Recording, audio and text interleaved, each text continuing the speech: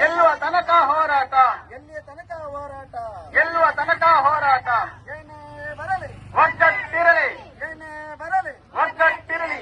ಯಾತಕ್ಕಾಗಿ ಹೋರಾಟ, ನ್ಯಾಯಕ್ಕಾಗಿ ಹೋರಾಟ, ಯಾತಕ್ಕಾಗಿ ಹೋರಾಟ, ನ್ಯಾಯಕ್ಕಾಗಿ ಹೋರಾಟ. ಬೇಕೇ ಬೇಕು, ನ್ಯಾಯ ಬೇಕು, ಬೇಕೇ ಬೇಕು, ನ್ಯಾಯ ಬೇಕು. ಏನೇ ಬರಲಿ. ಒಗ್ಗಟ್ಟಿರಲಿ. ದೂರದೂರದಿಂದ ಬರೋದರಿಂದ ಸ್ವಲ್ಪ ಬಸ್ಸಿಗೆಲ್ಲ ವ್ಯತ್ಯಯ ಉಂಟಾಗಿದೆ. ಅದರಿಂದ ಎಲ್ಲ ಕಾರ್ಮಿಕರು ಒಗ್ಗಟ್ಟಾಗಿ ನಾವು ಏನು ಇವತ್ತು ಒಂದು ಕಾಲ್ನಡಿಗೆ ಜಾಥಾ ಮೂಲಕ ನಾವು ಜಿಲ್ಲಾ ಪಂಚಾಯತ್ ಕಚೇರಿ ಆವರಣ ಎದುರಲ್ಲಿ ನಾವು ಇವತ್ತು ಪ್ರತಿಭಟನೆ ಹಮ್ಮಿಕೊಂಡಿದ್ದೇವೆ. ಹೋರಾಟ,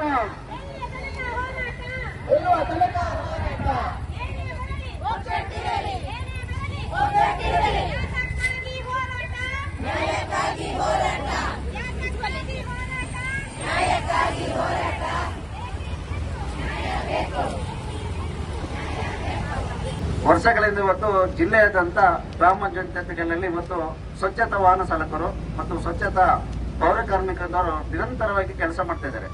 ಇವತ್ತು ಅಲ್ಲಿನ ಒಂದು ಜಿಲ್ಲಾ ಪಂಚಾಯತಿಯ ಮುಖ್ಯ ಕಾರ್ಯನಿರ್ವಹಣಾಧಿಕಾರಿ ಮತ್ತು ಜಿಲ್ಲಾಧಿಕಾರಿ ಅವರು ಕೂಡ ಒಂದು ಶೋಷಣೆ ಮಾಡ್ತಾ ಇದ್ದಾರೆ. ಯಾಕಂದ್ರೆ ಇವತ್ತು 1 ವರ್ಷಗಳಿಂದ ನಿರಂತರವಾಗಿ ನಾವು ಸಂಘಟನೆ ಮೂಲಕ ಮನವಿಯನ್ನು ನೀಡುತ್ತಿದ್ದೇವೆ.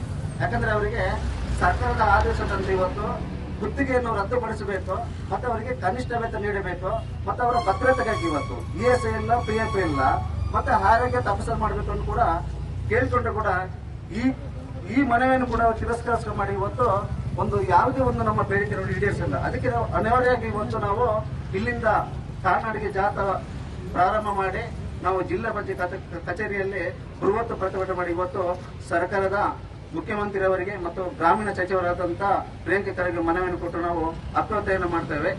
ನಾವು ನೋಡ್ತೇವೆ 1 ತಿಂಗಳೊಳಗೆ ನಾವು ಇವತ್ತು ಗ್ರಾಮ ಪಂಚಾಯತ್ ಏನು ಇಲ್ಲಿ ಕೆಲಸ ಮಾಡ್ತೇವೆ ಅವರಿಗೆ ನ್ಯಾಯ ಸಿಗದಾದ್ರೆ ಮುಂದಿನ ದಿನಗಳಲ್ಲಿ ನಾವು ಅನಿಷ್ಟ ಧರಣಿಯನ್ನು ಕೂಡ ನಾವು ಪ್ರತಿಭಟನೆ ಮಾಡಲಿಕ್ಕೆ ನಾವು ಒಂದು ಈ ಮೂಲಕ ನಾವು ಸರ್ಕಾರಕ್ಕೆ ಎಚ್ಚರಿಕೆಯನ್ನು ಕೂಡ ಕೊಡ್ತಿದ್ದೇವೆ.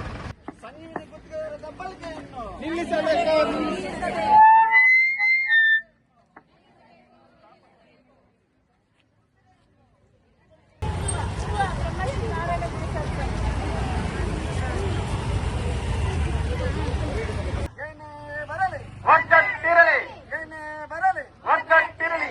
ಯಾತಕ್ಕಾಗಿ ಹೋರಾಟ, ನ್ಯಾಯಕ್ಕಾಗಿ ಹೋರಾಟ, ಯಾತಕ್ಕಾಗಿ ಹೋರಾಟ, ನ್ಯಾಯಕ್ಕಾಗಿ ಹೋರಾಟ.